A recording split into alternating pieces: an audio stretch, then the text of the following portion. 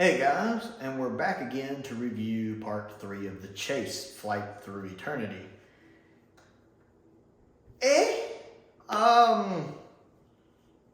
Okay, we find out that, the Daleks are chasing the Doctor through time. It's odd to me that the Daleks can do this, because they don't really do this. You figure if they could do this, they would do this a lot more in future stories. I mean, we know people can chase the TARDIS because the evil entities in human nature chase the Doctor throughout time. I do like the effect of the time vortex here, with the kind of kaleidoscope stuff going on with the TARDIS moving through it. I thought for the 60s that was a pretty neat little effect, for budget Doctor Who. The stuff on the Empire State Building, I enjoyed.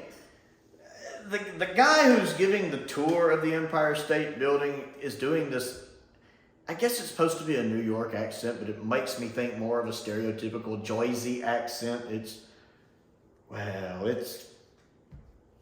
something. I'm listening to him talk and I'm like, okay. This is what British people think people from New York talk like.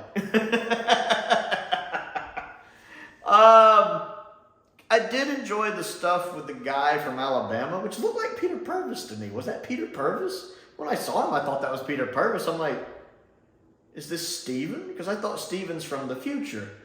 And then I'm like, is Steven just time traveled in the past? But then I'm like, no, in the Time Meddler, he laughs at the idea of time travel. So is this like one of his ancestors? And maybe it's not Peter Purvis, but to me it looked like Peter Purvis. I did like his Alabama accent. It's more like a Texas accent. It's more like a stereotypical Texas accent, honest and truly, especially with the hat and everything. So when he said Alabama, I'm like, it's that stereotypical way people think Southerners talk.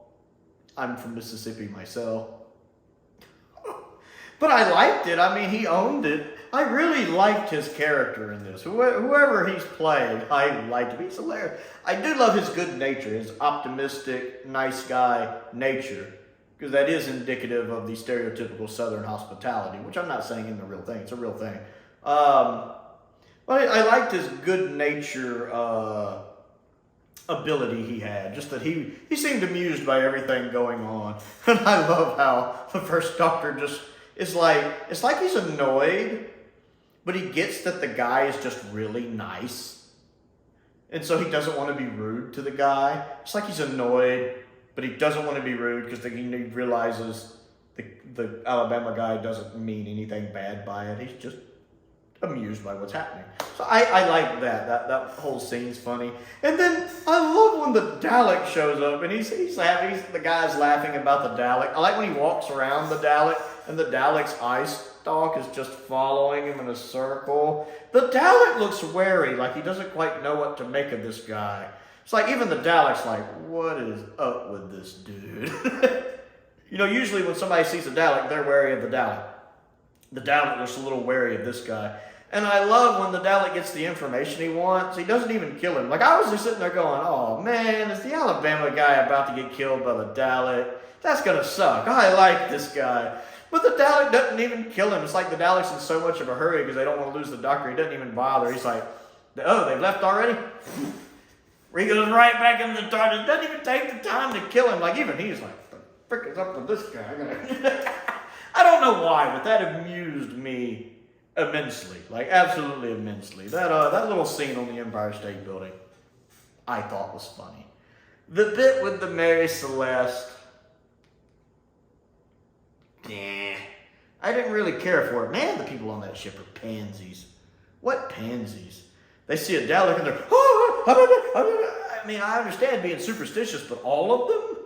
Like, if my best friend's 5-year-old, if you know what a Dalek is, I understand being scared of a Dalek, because you know what it is and what it can do. But like, if my best friend's children, when they were younger, saw a Dalek, they'd either laugh at it, or they'd be like, what's that? They wouldn't be scared of it, and they're children. So these people to be, oh my God, and they're jumping overboard. Like, where are you gonna go?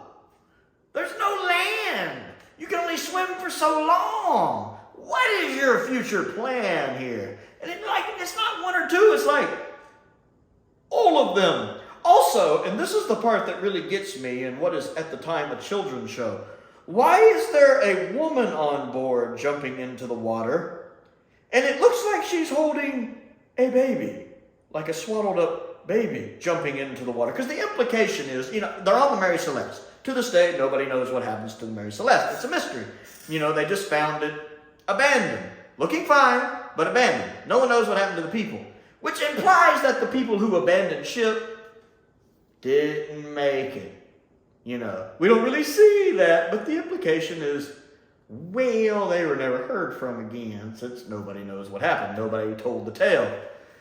And so they could have filmed this episode with just a bunch of guys on the ship, but no, they make a point to where you see a woman, which looks like she's holding a baby, jumping overboard in the water to their supposed death. And I'm like, why? Now, I'm not familiar with the Mary Celeste. I mean, I know about it disappearing, but I don't know. I'm guessing it was just a cargo ship. I don't know who all's on it. But I wouldn't have been surprised if there were women there. But it's like, you didn't have to put that on the kid show. You didn't have to show that. They go out of their way to show that. And they even give her the baby. You didn't have to do that. But they go out of the way. And you see that. I'm like, it's like some person consciously had the idea of, wait, let's put a woman in the scene. I got a better idea. Let's give her this. We'll have it wrapped up so it looks like a baby. I'm like, I'm trying to follow the logic here in a children's show. And keeping in mind the doctor landing here is the reason for the Daleks being there, is the reason for everybody jumping into the water. It's kind of like in Human Nature when she asked him at the end, if you hadn't decided to come here on a whim, would all of these people have still died? Kind of that here. If you hadn't just accidentally materialized here, would all of these people still die? Including the woman and the baby. And I am having a hard time wrapping my head around this one. I'm like, why?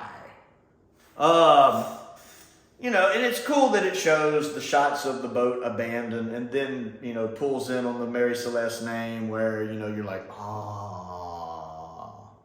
And it's a nice little historical lesson, I guess, for the children to know about the Mary Celeste, so they can go look it up later. And I like that Ian tells her, I was there long enough to see the name of the ship, the Mary Celeste, and she, Barbara's like, the Mary Celeste. And then that's really about it for the episode. It was okay. I like the Empire State Building scene, because it's funny.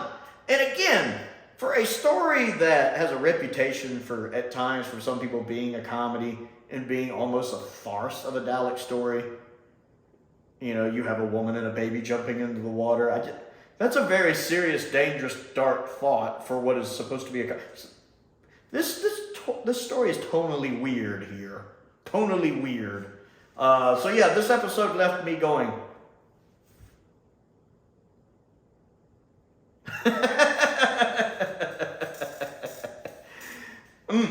So halfway through this story, my thoughts on it are...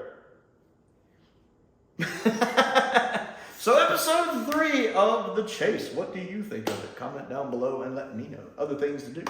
Click the like button and the subscribe button. And the bell for notifications so you never miss out on another video. I also have a Patreon that helps me keep bills paid. If you would like to support me on that, there's a link to that down in the description below if you're interested. I also want to give a shout out to Stephen Crane, Colin Coney, and Dr. Finn Perkins, 3 of my top tier patrons. I appreciate their support as I do the support of all of my patrons.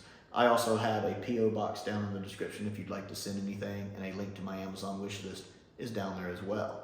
But most importantly, thank you for watching.